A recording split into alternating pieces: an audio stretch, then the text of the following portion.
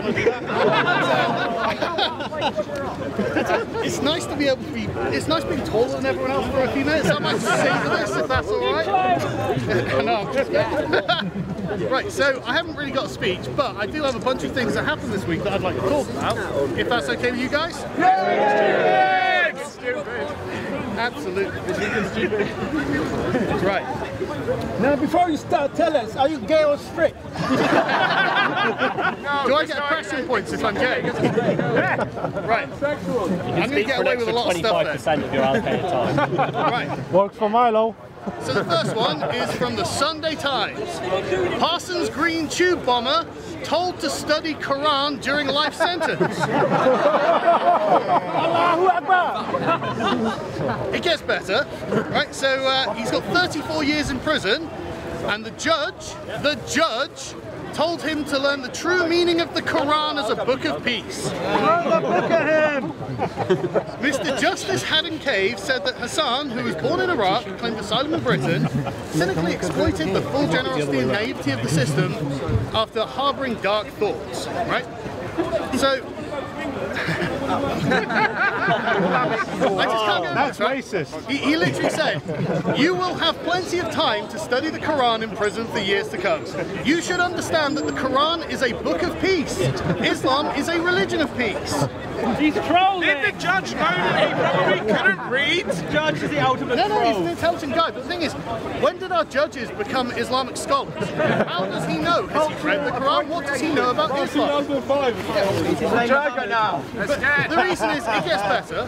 The Quran and Islam forbid anything extreme, including extremism in religion. Which maybe what's going to tell ISIS this. Maybe, just maybe, he doesn't know what he's fucking talking about. Yeah, the judge did a hate crime by telling a Muslim how to interpret the Quran. Well, it speaks to a larger point though, doesn't it? I mean, how is it in any way his business? But you've got Lord Pearson in Parliament saying, look, we're going to have to start encouraging Muslim groups to issue fatwas against grooming gangs. It's like, okay, so we're going to have to actually start implementing Sharia for Muslim communities. So it's going to have to be a double-speed legal system. Of course. Because otherwise, what choice do we have? You know? Open the fucking door. Exactly. It's unbelievable that this is something that we have to do, but this is where we find ourselves. You know, personally, I would like to see the outlawing of Sharia courts entirely. I think English common law is a universal system that should apply to everyone in the country without prejudice, without discrimination, without choice. Yes. Secularism. Absolutely. Mick Cow. Nice to see you again, Rucker. And just to really nail home the judge's thoughts on Sharia law, which are obviously extensive, The Independent reported this week that Saudi women should be able to choose whether to cover their head in a black abaya or just a regular head covering. Progress. Yeah, so forward thinking that. It's like, how would you like to be covered up, ladies? You know, would you like an entire body cover or just something that covers everything but a little bit of your face? We're getting really weird tan lines. But the thing is, this isn't even something that's happened. This is something that should happen. This is just, I mean, at least it's the Crown Prince of Saudi Arabia saying, you know, I might want something a little more progressive, but don't go too far. One step at a time. Yeah, Baby steps. you know, calm down. But yeah, the laws are very clear and stipulated in the laws of Sharia that women wear decent, respectful clothing like men. Well, again, that's a bit subjective. It's like our hate speech laws. That could be anything that you interpret it to be. And mini skirts are great. well, yeah, don't show any skin, you bloody heart. Honestly, what? That's not modest, is it? How can I be expected to control myself if you wear a miniskirt? You're blaming the victim now. Yeah, I can see loads of flesh. Are you sure? Can I just say cardigans are a tiny size?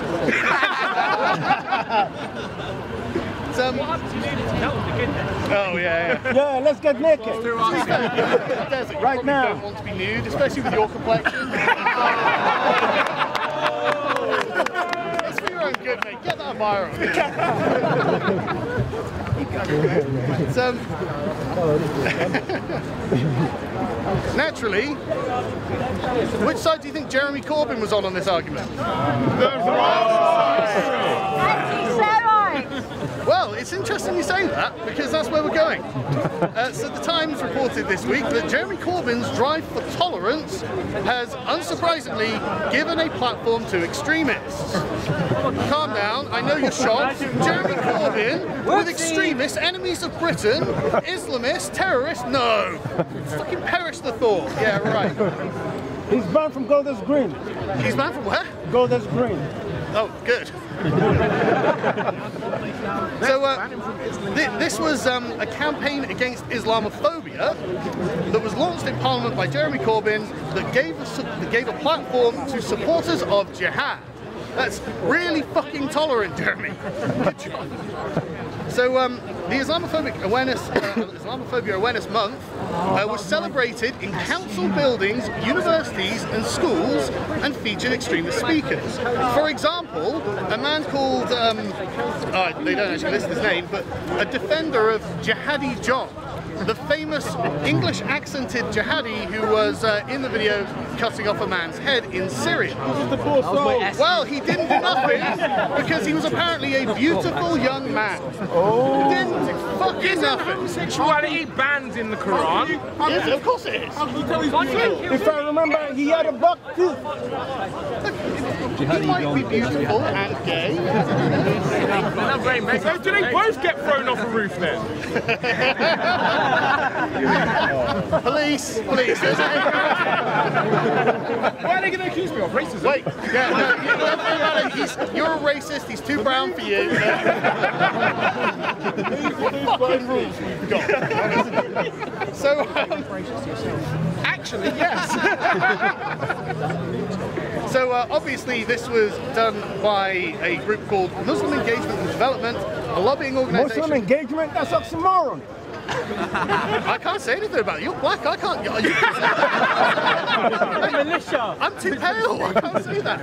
But a lobbying organisation whose senior figures included a campaign who supported killing British soldiers and whose activists have made statements regarded as anti-Jewish. Oh, imagine my fucking shock. Well, it's because they were purged. That was in the Quran. Maybe Matey Boy will learn about that in prison. He'll come out as a real pro-Israel guy, won't he?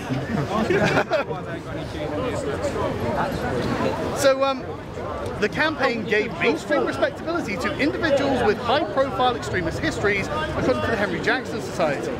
The hate preacher Shakil Beg starred at an event for IAM at the Deptford Lounge, a community centre owned by the London Borough of Lewisham. The evening was arranged by Stand Up to Racism campaign. Mr. Beg was found by a judge to be an extremist for saying that violence in support of Islam would constitute a man's greatest deed for endorsing a fatwa, and that it is a religious duty for Muslims to be hostile to or hate non-Islamic states. Peaceful. This is being sanctioned by the people at the top. They are the ones organising it in your universities, in your councils and in your schools. This is the problem that we have to deal with, and by the way, you're all racist. No, you're just... I drive a race car, I'm a racist. So, yeah, honestly, I'm not going to continue reading this article, it's actually pissing me off. Sorry, did you find it grossly sensitive? I did. Reported it, So, weirdly, it's amazing how much you see this time and time again. So, the Women's March in the United States, I'm sure you've all heard of it, massive march, led by Linda. Nobody cared who I was until I put on a hijab and asked for women's vaginas to be taken away, so I saw.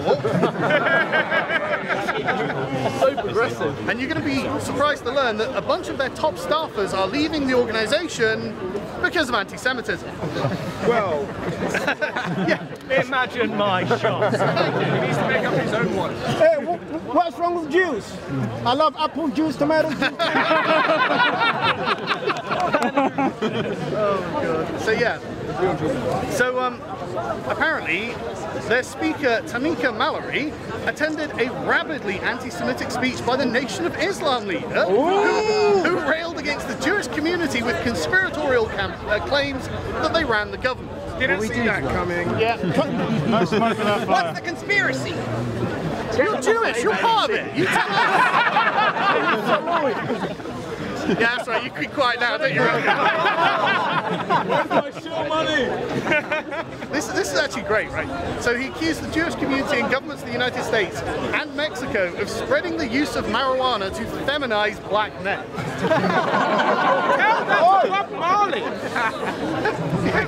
Yeah, it's not part of their culture. It's a Jewish conspiracy. Louis Farrakhan, is it? Yeah. Wouldn't there be easier ways? It just gets better. So Farrakhan gave out a shout out to Mallory, who sat in the audience for his 3-hour rant about Jewish people. They must fancy Jewish women. Like, well, stupid, sexy Jews, that's the problem. Yeah. Oh, now you're fucking focused. It's alright. So, yeah, again, I'm just going to stop this one because it's kind of pissing me off. And because there's an ambulance coming by. What's coming for you? You're against that, right? You're against that.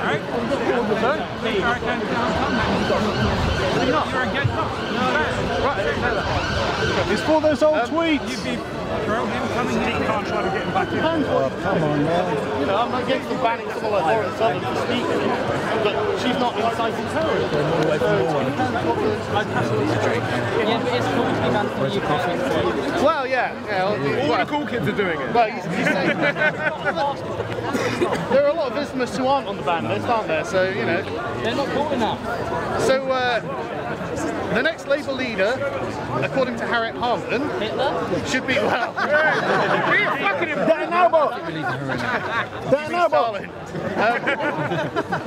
Harriet Harman wants the next Labour leadership contest to be women only. Well,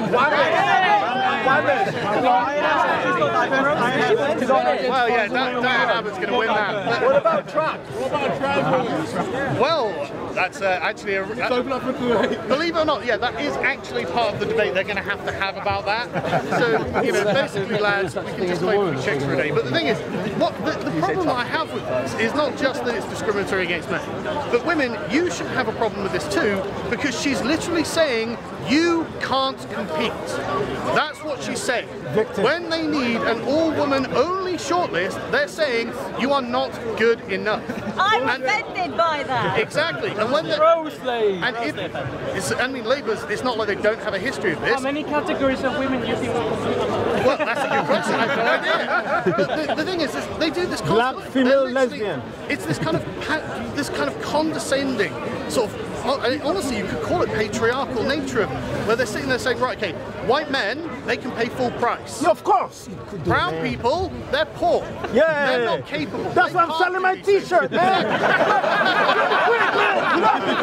Come on. I'm broke.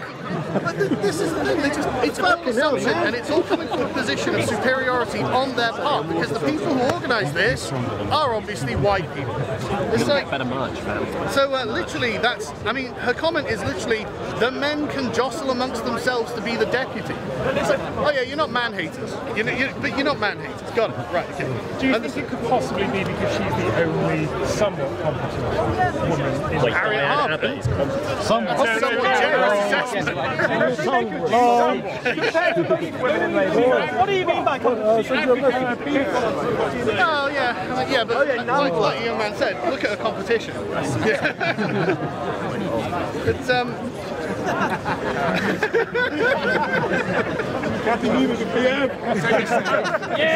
So, lobster lives matter. That's all I'm saying. That's crustacean discrimination.